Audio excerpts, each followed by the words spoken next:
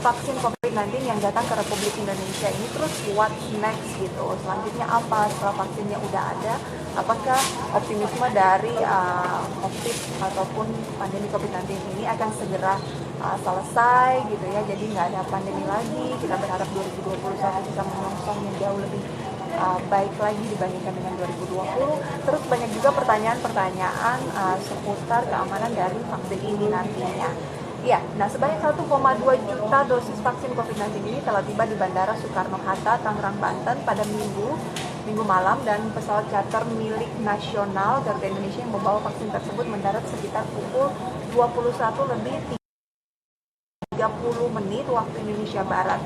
Nah, Presiden Jokowi mengungkapkan bahwa pemerintah ini sudah menerima 1,2 juta dosis vaksin COVID-19. Jumlah ini tentunya sangat besar, tetapi tidak sebesar dengan kebutuhan masyarakat Indonesia tentunya ya. Nah, Presiden juga masih optimis bahwa vaksin buatan dari Sinovac yang sudah diuji klinis di Bandung ini sejak Agustus lalu, jumlahnya masih akan terus mengalami peningkatan seiring dengan kebutuhan masyarakat Indonesia. Bahkan disampaikan oleh Presiden Jokowi, pemerintah masih mengupayakan kedatangan sekitar 1,8 juta dosis vaksin yang rencananya akan tiba di awal Januari tahun 2021. Nah, dalam bulan ini menurut Presiden Jokowi akan tiba 15 juta dosis vaksin di Januari 2021 maksudnya ya, dan sebanyak 30 juta lagi dalam bentuk bahan baku curah yang akan meningkat lebih lanjut oleh Bio Farma. Dan pada siang hari ini kita akan langsung membahasnya. Halo, wah sudah banyak yang sudah join ya, tertarik sekali tentunya untuk membahas bagaimana sih langkah seterusnya setelah vaksin sudah tiba di Indonesia. Kita akan langsung membahasnya dengan yang tentunya kompeten di bidangnya begitu ya, bersama Corporate Secretary dari Bio Farma yaitu Pak Bambang Herianto.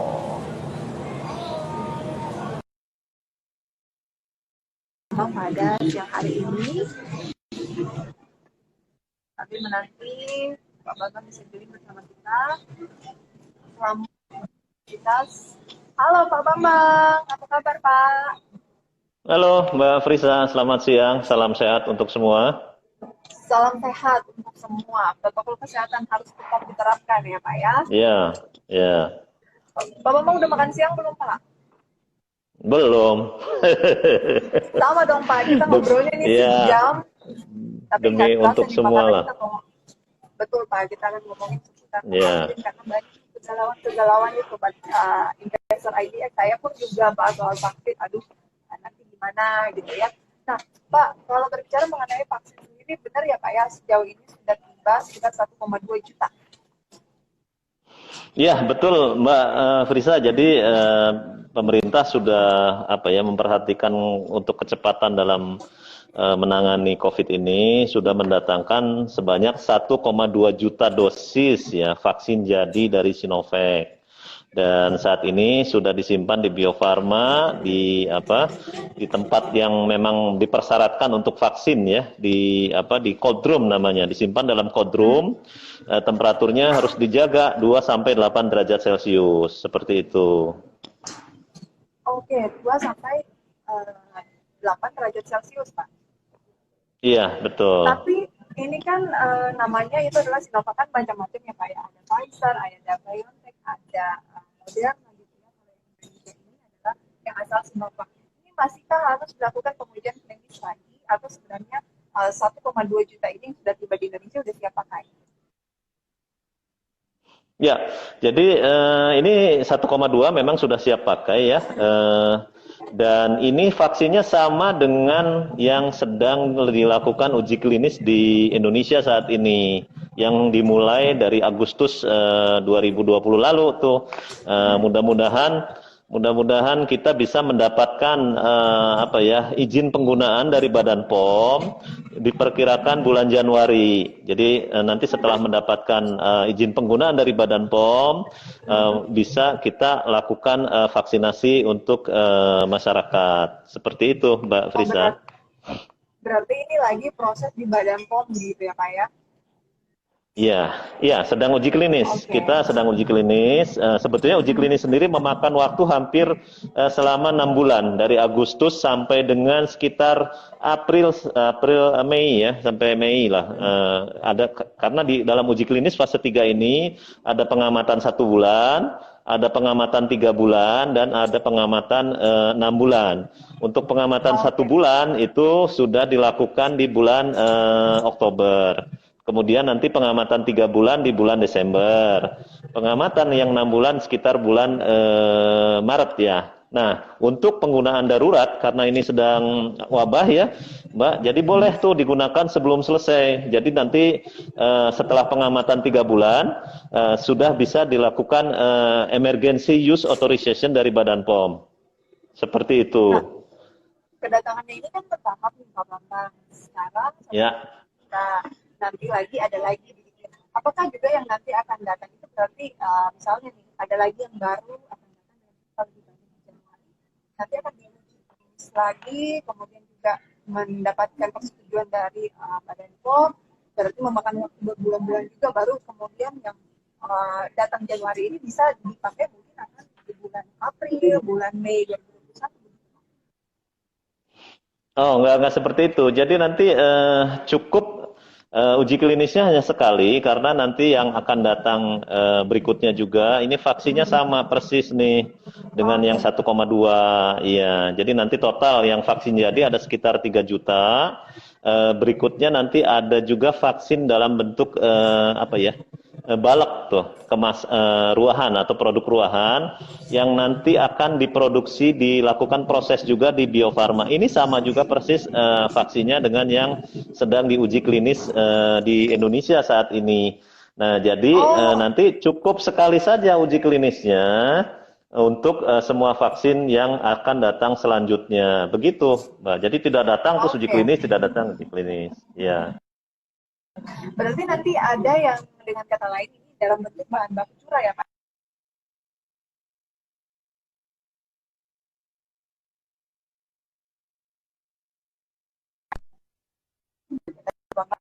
Nih, ada ya. Mudah-mudahan ini putus kayaknya. Untuk yang 3 juta yang produk jadi ini kita apa ya pemerintah itu mempertimbangkan kecepatan, Mbak. Jadi kita ambil dulu di awal yang sudah jadi, nanti tinggal cus tuh dipakai kalau sudah mendapatkan persetujuan dari Badan POM ya. Dan yang balap ini kan 3 juta, ya 3 juta betul. Nih, saya potong Pak. 3 juta dan masyarakat Indonesia kan lebih dari itu, lebih banyak lagi Pak ya. Nah, ada yang memang nanti bukan dalam bentuk jadi seperti yang Bapak sampaikan, tapi dalam bentuk bahan baku curah yang akan ditingkatkan lebih lanjut gitu Pak. Ya, karena kita skema kerjasama dengan Sinovac ini tidak sekedar beli produk, Mbak. Jadi ada juga skema kerjasama transfer teknologi yang dimulai dari hilir, dari proses downstreamnya. Jadi kami juga mendapatkan apa ya pengetahuan bagaimana cara membuat vaksin tersebut. Nanti kalau sudah bisa, ya baru mundur ke upstream, sehingga nanti kita bisa produksi sendiri tuh ke depannya. Seperti itu. Oke. Tapi kalau di awal-awal nanti ini kalau kita produksi sendiri, apakah kita udah semuanya kemampuan teknologinya udah bisa atau hanya beberapa orang saja Kak, Pak? Karena kan pasti butuh tenaga yang lebih banyak untuk bisa memproduksi lebih banyak juga Pak. Itu seperti apa langkah? Iya, iya, betul. Betul sekali karena ini apa ya vaksin ini yang kenapa kita memilih Sinovac? Salah satunya adalah pertimbangan platform teknologi pembuatannya, Mbak. Jadi dalam membuat vaksin COVID ini macam-macam nih bikinnya. Ada yang menggunakan virus yang dimatikan, ada yang virus dilemahkan, ada yang menggunakan RNA atau DNA. Nah, yang dengan Sinovac ini menggunakan platform yang sederhana, yaitu menggunakan inactivated virus. Jadi virusnya tuh inactivated, dimatikan. Nah, platform ini Bio Farma sudah cukup biasa nih, Mbak. Sudah biasa menggunakan platform itu. Jadi kompetensi kita, SDM-nya sudah familiar, jadi nggak begitu aneh. Nanti ketika terjadi alih teknologi, kita juga sudah paham betul gitu loh dengan teknologi ini. Jadi itu insya Allah kita siap dengan produksi di Bio Farma nanti untuk bulknya. Baik, berarti Ya, untuk penggunaan vaksin ini ada yang akan menggunakan yang memang impor, jadi ada yang akan menggunakan vaksin yang produksi dalam negeri, gitu ya Pak ya, betul, betul. ke depan.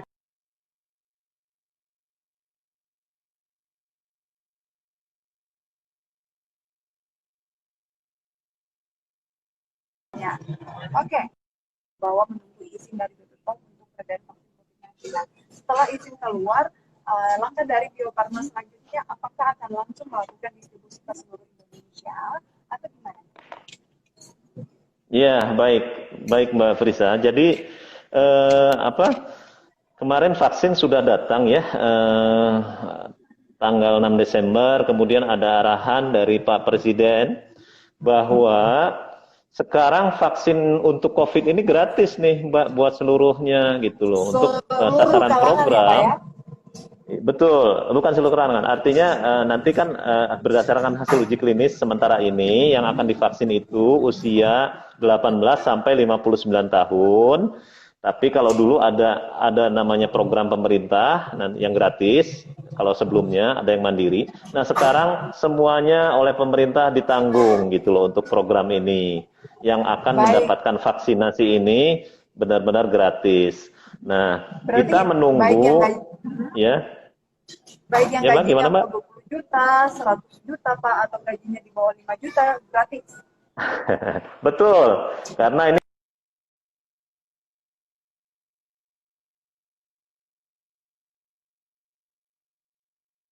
Putus nih. Ya. sekarang sudah menanggung semuanya gitu loh. Nanti kami tetap menunggu izin penggunaan dari Badan POM dulu nih, karena kan harus melihat dari hasil tadi uji klinis sekitar bulan Januari. Kalau sudah nanti keluar izin dari Badan POM, baru kita bisa lakukan distribusi. Nah, karena ini skemanya semua ditanggung oleh pemerintah, maka nanti pendistribusiannya pun akan dikelola langsung oleh pemerintah, Mbak. Nah, tanggung jawab Bio Farma itu mendistribusikan sampai provinsi, nanti dari provinsi ke kabupaten kota, ke puskesmas, ke posyandu, nanti akan dikoordinasikan oleh Kementerian Kesehatan. Seperti itu skema pendistribusiannya.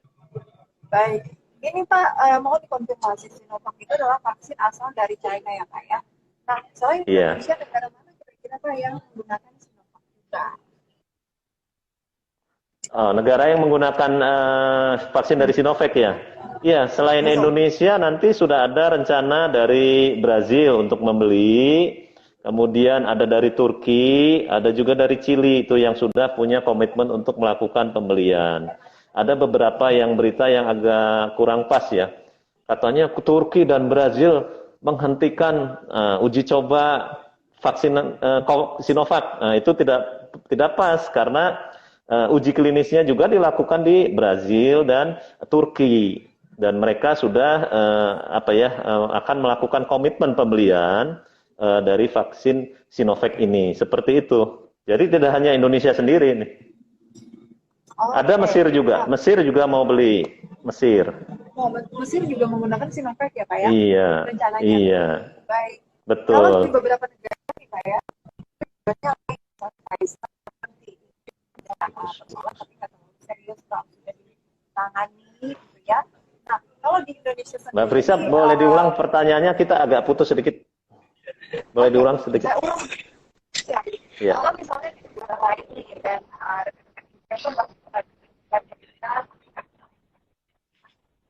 tempat digunakan awal-awal itu terjadi problem gitu ke pasiennya, tapi nggak terlalu serius. Nah,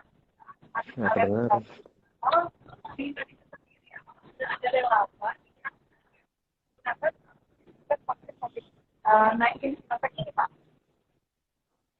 Ini masih ini nih Mbak, kayaknya sinyal kurang bagus ini. Kayaknya dari sananya bisa, mohon diulang ya Mbak ya. Masih putus, agak putus-putus nih. Siapa? Sekarang udah bisa dengar dengan jelas Pak? Ya, ya, ini lebih baik. Silakan, gimana Oke, Mbak Frisa pertanyaannya? Sinovacnya itu di Indonesia kan sudah ada yang jadi relawan tentunya Pak ya. Terus impactnya Oh seperti iya, apa Pak? iya. Apanya? Kalau Prospek? impactnya yang Oh, impactnya Pak. impact. Oh iya, mungkin Iya, yang efek udah samping disuntikan ya. dengan Sinovac Iya, ya. betul, betul. Gimana tuh Pak? Baik, Kan baik. di Inggris sempat Iya. ada yang Jadi, alergia gitu, tapi jadi, kayaknya lain Pak. iya, iya. Jadi yang Sinovac ini kan tadi sudah saya sampaikan uji klinisnya sudah mulai Agustus, dari Agustus 2020 dan sekarang sudah berlangsung, sudah pengamatan 1 bulan. Jadi relawan ini disuntik 2 kali, Mbak. Penyuntikan pertama, kemudian ada penyuntikan kedua setelah 14 hari. Setelah itu diambil darahnya 1 bulan. Dilihat apakah antibodinya terbentuk tidak gitu. Termasuk nanti dilihat juga keamanannya. Tadi ada efek sampingnya tidak kan gitu. Nah, selama uji klinis fase 3 ini semua diamati. Efek samping yang sampai saat ini diamati oleh tim uji klinis itu masih baru efek samping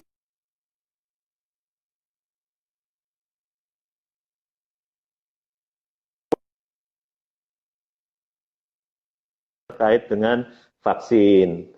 Begitu. Oke, nah benar nggak sih Pak, gubernur Jawa Barat yang sudah Jelek menerima sekali. COVID-19 ini, hasilnya gimana Pak Bambang?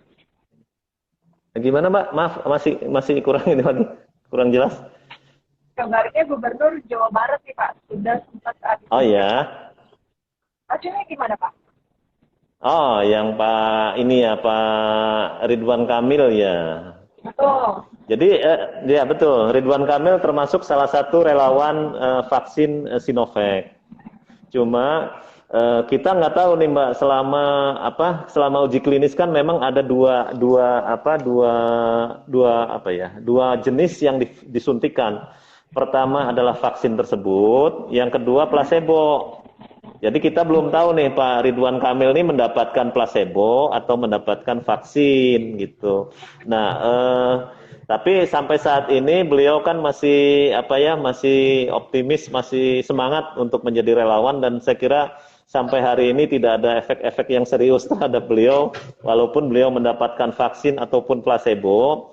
Pengamatan sampai hari ini kan sehat selalu tuh. Mudah-mudahan sih vaksin ini memang bisa digunakan dengan hasil yang baik, hasil uji klinisnya. Baik, Pak Bambang sendiri belum pakai ya Pak ya? Ya belum dong. Nanti nunggu kalau POM-nya udah oke. Baik. Nah, kalau tadi masih menunggu perizinan dari BPOM, kalau dari sertifikasi halal MUI sendiri sejauh ini sudah sampai proses mana Pak? Oh iya, baik. Jadi Bio Farma ini concern sekali dengan vaksin yang akan kita gunakan selain dari aspek mutu, efikasi, kemudian keamanan itu kan harus benar-benar terjamin. Makanya dilakukan uji klinis di Indonesia. Jadi kita bisa memantau langsung vaksin tersebut seperti apa sih gitu kan ketika disuntikan di relawan dengan etnis Indonesia. Walaupun sebetulnya itu kita melakukan juga di Brazil tuh Mbak, uji klinisnya tidak hanya di Indonesia, di Brazil, di Turki, artinya ini ada multi etnis ya, bisa terlihat semua. Nah, di Indonesia justru kita beruntung, uji klinis dilakukan di Indonesia, jadi kita bisa melihat langsung, para ahli bisa langsung memonitor hasil uji klinisnya. Nah, terkait kehalalan, kami concern juga bahwa yang vaksin ini, karena masyarakat Indonesia kan mayoritasnya Muslim nih, kita sudah melakukan awal November lalu itu dari LPPOM MUI, kemudian dari Komisi Fatwa itu melakukan audit ke sana, ke Sinovac tuh Mbak, melakukan audit inspeksi kehalalan dari produk yang akan digunakan. Nah ini kami masih menunggu laporannya. Seperti apa? Memang harus ada yang ditindaklanjuti ya dari hasil audit. Mudah-mudahan memenuhi syarat. Nanti keputusan halal, sertifikasi halal tidaknya kan tentu dari badan yang berwenang yaitu LPPOM dan Komisi Fatwa. Hanya secara apa ya, secara ini juga kita sudah melakukan pendaftaran tuh Mbak, pendaftaran untuk mensertifikasi vaksin ini melalui sertifikasi online ke LPPOM MUI atau BPJPH.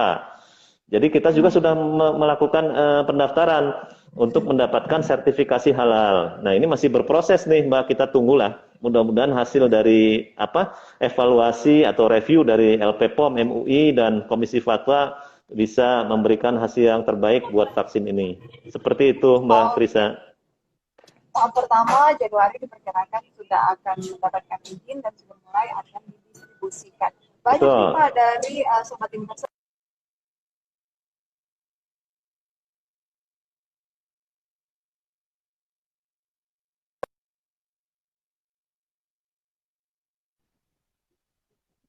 dan masyarakat yang masih ragu, karena kan ini tahap pembuatannya bisa dibilang cepat gitu ya Pak, karena kita harus segera menemukan vaksin agar COVID ini segera berlalu, tidak berlarut-larut yang akan mengakibatkan hal-hal negatif lain selain perekonomian.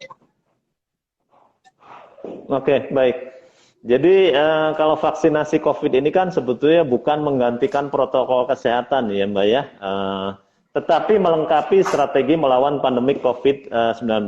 Jadi ini bukan satu-satunya jalan keluar, tapi ini merupakan justru saling melengkapi gitu loh. Jadi pelaksanaan vaksinasi ini tetap disertai dengan penerapan protokol kesehatan. Jadi pemerintah kan sudah juga menegaskan komitmennya untuk memastikan bahwa vaksinasi ini dilakukan secara aman, secara efektif dan bermutu gitu. Nah, sehingga ini standarnya ini pakai standar WHO nih untuk vaksin ini gitu loh. Kemudian tentu keberhasilan dari penanganan COVID ini akan menjadi keberhasilan sebagai bangsa juga kita semua ya. Salah satu upaya percepatan untuk keluar dari pandemi COVID-19. Tetapi yang perlu diingat adalah kita tetap harus menjalankan 3M karena kita belum tahu nih. Ini kan pelaksanaan vaksinasinya secara bertahap, Mbak. Tidak mungkin kan 180 juta itu dilakukan penyuntikan bersama-sama secara serentak 1 bulan. Perlu waktu bertahap, mana yang harus disuntik dulu. Nah, kemudian kita juga belum tahu nih apakah vaksin ini berkhasiat selama setahunkah, 2 tahunkah, atau 3 tahunkah, sehingga ada kemungkinan harus dilakukan vaksinasi ulang, tidak hanya sekali terus kita bebas gitu loh, buka masker. Nah ini makanya tetap himbauan saya tetap jaga 3M-nya walaupun sudah ada vaksin, pakai masker, cuci tangan, dan menjaga jarak gitu Mbak Frisa, oke? Ingat 3M ya. Betul. Pak, tapi sekarang baru 1M dulu nih Pak nih ya, karena nanti ngobrolnya yang penting jaga jarak Pak. Oh ya, Pak Bambang bisa aja ngelesnya Pak ya. Tapi saya serius di 3M itu harus benar-benar dijaga. Iya, betul.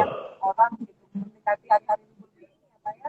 Pak, tapi kalau berbicara mengenai vaksin, lagi vaksin ini sendiri, distribusinya nanti itu seperti apa dari Bio Farma? Karena kan di sini banyak sobat investor yang pasti punya saham-saham terkait farmasi. Nah, Bio Farma kan sebagai holdingnya nih Pak. Nanti kira-kira ada kerjasama juga nggak sih dengan perusahaan-perusahaan farmasi swasta mungkin Pak? Oh, untuk distribusinya ya. Iya, tentu kan ini Mbak ya, ini kan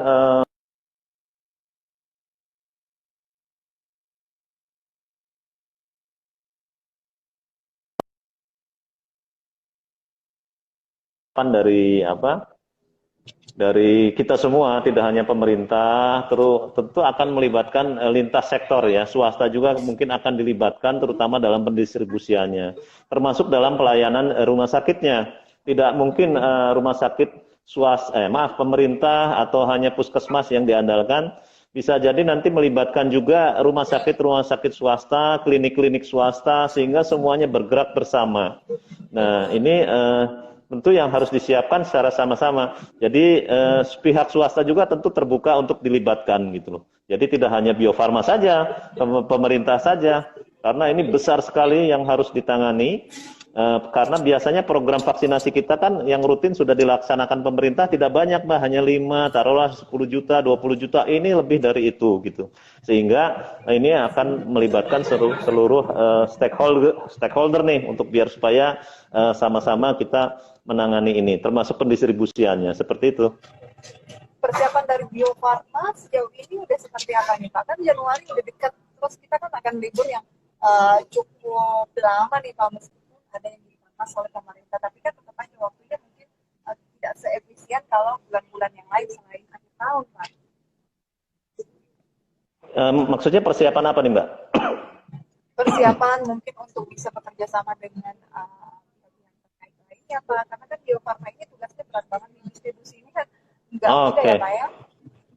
Iya, iya.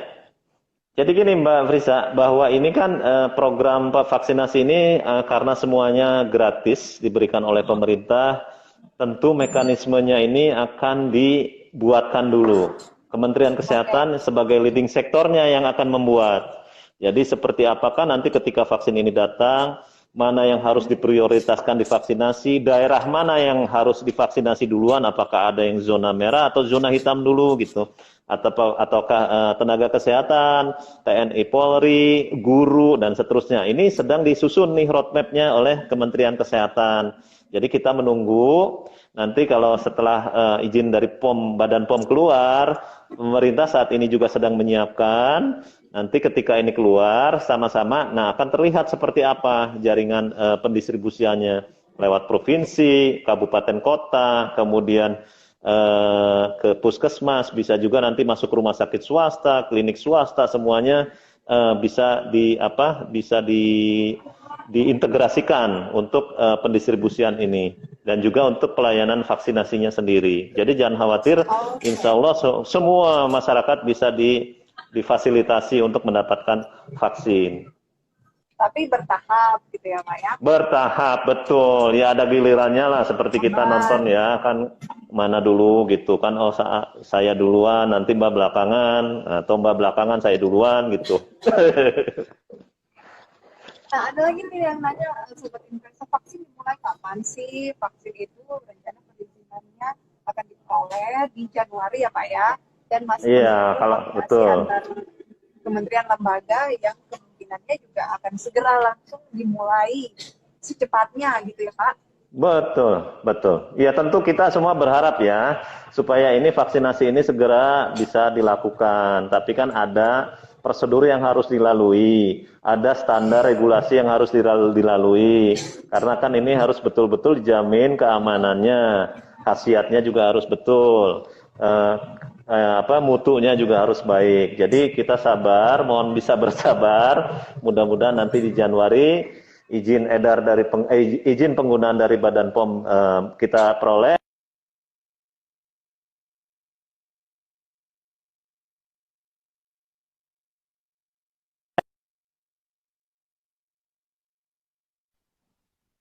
Jelas Pak? Putus barusan. Ini gimana Mbak Friza? Ada ini pertanyaan nih juga dari Mr. Habibi, salah satu sobat investor IDX Channel. Untuk vaksin yang diuji klinis dari Indonesia sendiri itu nanti bisa diproduksi sampai berapa piece ya Pak? Oh, berapa banyak diproduksi oleh Bio Farma ya? Ya, dari tentu kan. Baik, makasih. Tentu ini harus kita masih menunggu nih dari pemerintah 100%-nya berapa banyak. Berapa juta orang yang akan divaksin? Apakah 100 juta? Atau kalau kita hitungan untuk mendapatkan imunitas massal itu sekitar 70% dari populasi penduduk. Kalau 70% kali 265 juta ya sekitar taruhlah 180 juta ya Mbak ya. 180 juta penduduk yang harus divaksin. Dikali 2 dosis, jadi ada sekitar 360 juta ya. Dosis yang harus disiapkan. Nah tentu Bio Farma yang bertugas ya ini harus menjadi tanggung jawab Bio Farma untuk menyiapkan itu. Saat ini Bio Farma baru mempunyai kapasitas untuk membuat vaksin tersebut dari Balek, totalnya 250 juta dosis per tahun. Jadi di situ nih Dari 10 partner yang ada tersedia di list WHO, itu yang paling cepat Sinovac termasuk yang paling cepat. Itu sudah kita ambil dalam pengembangannya. Ini Sinovac udah duluan dalam uji klinis fase 3, sudah masuk fase 3. Tentu kita mencari yang tercepat kan. Nah, itu Sinovac sudah kita kerjasama. Kemudian tentu dalam pengembangan vaksin ini, penelitian ini kan harus hati-hati, Mbak. Harus ada secara ilmiah bisa dibuktikan bahwa vaksin ini aman, berkhasiat dan bermutu. Nah, itu yang menjaga ini adalah Badan POM.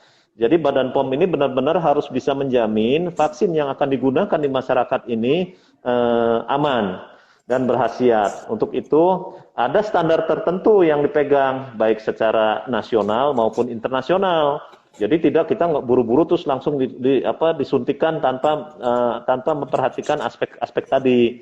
Jadi kita sabar. Ini sudah percepatan loh, Mbak. Artinya kalau normal ini baru bisa Juni dikeluarkan izin dari Badan POM, izin edar. Tapi karena ini dalam keadaan darurat kesehatan, ada skema tadi emergency use authorization. Jadi boleh digunakan sebelum uji klinis selesai. Tetapi ada minimum pengamatan selama 3 bulan.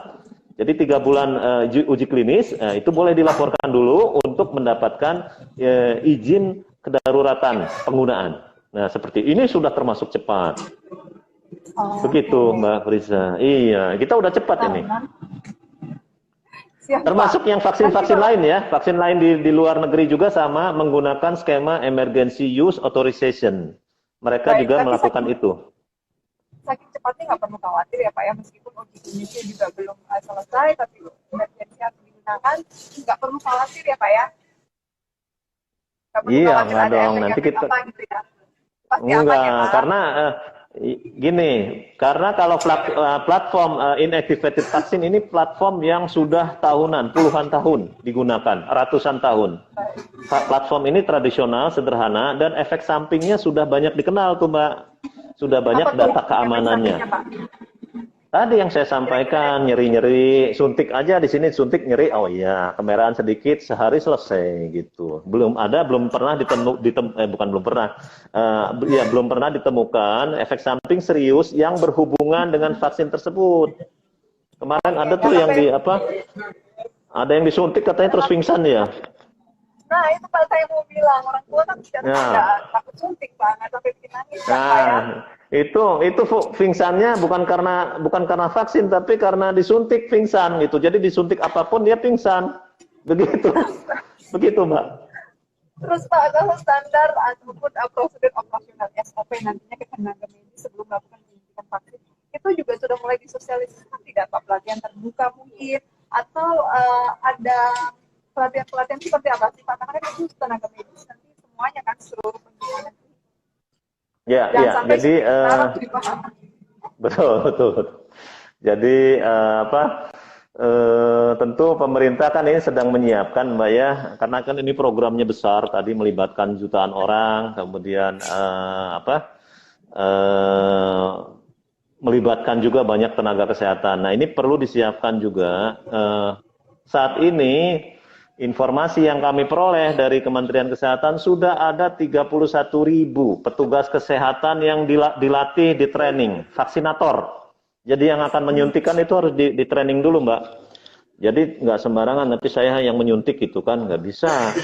Jadi ada yang memang sudah dilatihkan dulu. Jadi sekarang dipersiapkan dulu.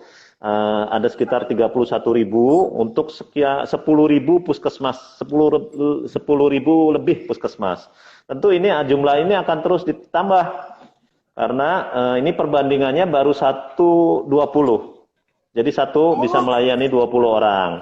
Nah nanti vaksinator ini bisa menjadi melayani 1:40. Jadi satu vaksinator bisa melayani hingga 40 penyuntikan atau 40 vaksinasi.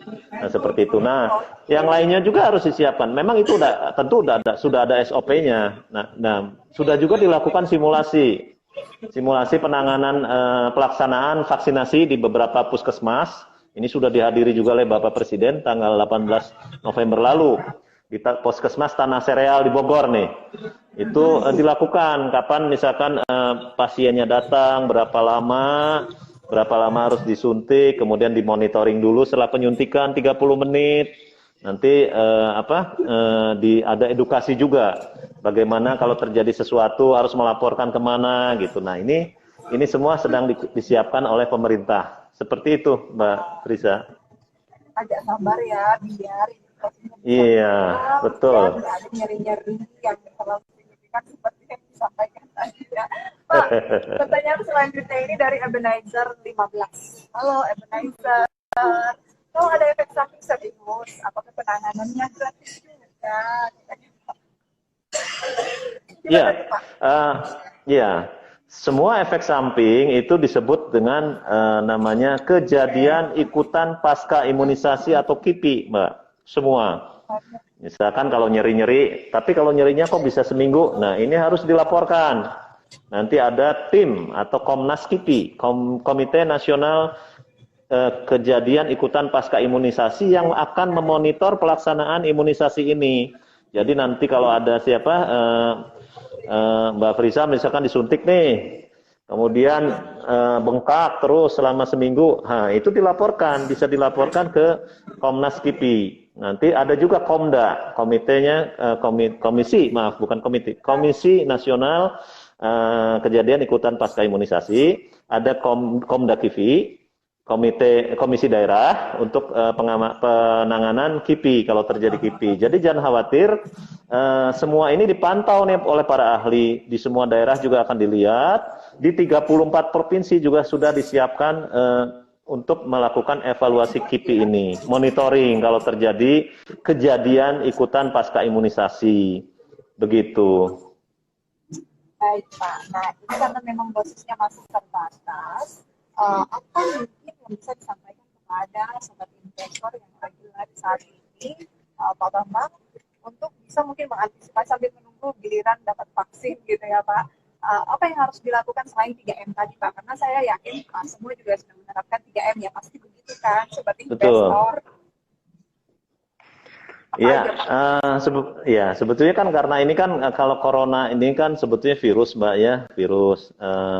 Penanganannya salah satu yang bisa digunakan adalah melalui vaksinasi. Tapi sebetulnya diri kita juga, tubuh kita nih, sepanjang kitanya sehat, antibodinya bagus, daya tahan tubuhnya bagus, hidup sehat, olahraga teratur, kemudian minum vitamin yang cukup, jangan stres, ya seperti itu justru sudah salah satu langkah untuk menanggulangi virus tersebut. Apapun virusnya, tidak hanya corona, ada virus yang lain, ada virus flu, ada virus hepatitis. Nah, kita kan sebetulnya sudah punya mekanisme itu sendiri, mekanisme mempertahankan secara alamiah tubuh kita untuk tidak terserang penyakit sepanjang kita hidupnya teratur, sehat, cukup vitamin, cukup tidur, tidak stres, seperti itu. Insya Allah bisa kita melawan virus COVID-19 ini. Oke, jangan stres kata Betul. Pak Bambang. Yang berlalu ya, sudah kita tutup di 2020. Yang mantan udah nggak usah dipegang lagi. Ya Pak ya, jangan stres. 2021 vaksin datang, oke, kita menangkap jauh lebih baik lagi. Terus Pak, banyak nih yang bertanya-tanya soal rokok katanya. Kalau kita merokok agak berdebat di kolom komentar, itu maksudnya gimana nih Pak? Apakah juga mempengaruhi? Gimana Mbak? Rokok kenapa rokok? Rokok juga ngaruh tidak Pak? Rokok kenapa? Terhadap perkembangan dari vaksin, artinya kalau kita merokok lebih gampang terkena atau seperti apa Pak? Ada kaitannya tidak Pak? Iya, karena kan sebetulnya virus ini kan menyerangnya ke paru loh ya, ke paru-paru Mbak sebetulnya, ke paru-paru. Jadi ya kita ketahui lah, kalau yang perokok itu kan sebetulnya bisa melemahkan paru-parunya ya, fungsinya akan berkurang. Fungsi seorang perokok, paru-parunya tentu berbeda dengan yang suka olahraga, yang hidupnya sehat. Nah ini tentu berbeda ya. Nah ini memang ya disarankanlah kita kurangi dulu selama pandemi ini biar hidup sehat, kurangi rokoknya kan begitu. Itu lebih enak ya daripada kita merokok. Tentu potensi terserang dengan kegawatannya akan lebih berat dibandingkan yang tidak merokok. Itu berdasarkan Baik. data yang ada. Begitu Mbak Friza. Oke, dikurangi ya teman-teman. Iya. Pak, last question nih, bulan ini ada kedatangan vaksin lagi tidak Pak Bambang? Nah, sampai saat ini belum, Mbak. Nanti kita tunggulah, mudah-mudahan tetap bisa segera datang, karena kan kita juga sambil menunggu izin penggunaan dari Badan POM ya. Oke, pesan-pesan nih dari Bio Farma melalui Pak Bambang kepada para investor ataupun seperti di X Channel yang join bersama kita hari ini sambil menanti vaksin, apa nih pesan-pesan penting dari Bio Farma? Ya, yang jelas begini, saya lebih memfokuskan pada bahwa vaksin yang akan digunakan ini adalah benar-benar dijamin keamanannya, kemudian khasiatnya serta mutunya. Jadi jangan khawatir. Mudah-mudahan langkah vaksinasi untuk seluruh masyarakat Indonesia ini bisa memulihkan perekonomian kita kembali nih. Jadi para investor bisa kembali berinvestasi di Indonesia dengan tenang. Misalkan kalau misalkan Indonesia sudah bisa mencapai herd immunity atau imunitas massalnya, tentu semuanya kan bisa bekerja dengan tenang, bisa berinvestasi, bisa berusaha di berbagai sektor ini dengan tenang. Begitu Mbak Frisa. Setuju Pak Bambang. Pak, terakhir banget Pak ya. Oh, terakhir semua. Betul Pak, biasanya demikian update. Karena ini banyak yang nanya nih Pak, update lagi terkait dengan vaksin ini bisa dicek di mana Pak? Update apanya nih? Update perkembangan soal vaksin, mungkin pendistribusiannya seperti apa, info resminya lah Pak. Oh iya, itu kan ada, bisa di website Bio Farma ada, kita selalu update, juga di Satgas Covid juga ada. Kita sudah berkoordinasi Bio Farma dengan Kementerian Kesehatan, dengan Satgas Covid, dengan Kominfo, semuanya sudah melakukan sinergi. Jadi informasinya insya Allah tetap sama nih Mbak, antara dari berbagai kementerian dan lembaga. Jadi silakan kalau ada pertanyaan di media sosial kita juga ada, bisa ditanyakan langsung di Instagram maupun di website kita, di Twitter, di Facebook, seperti itu.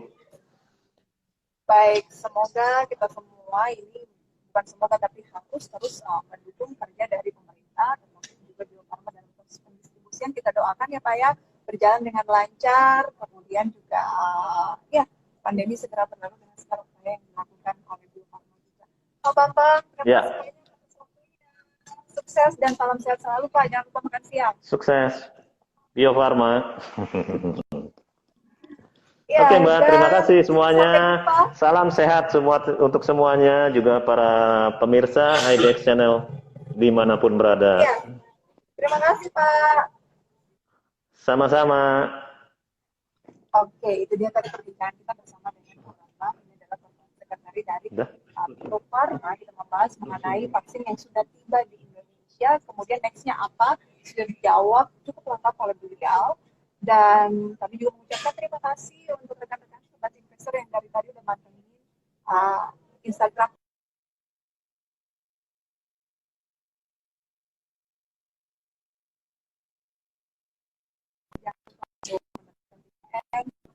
olahraga ya.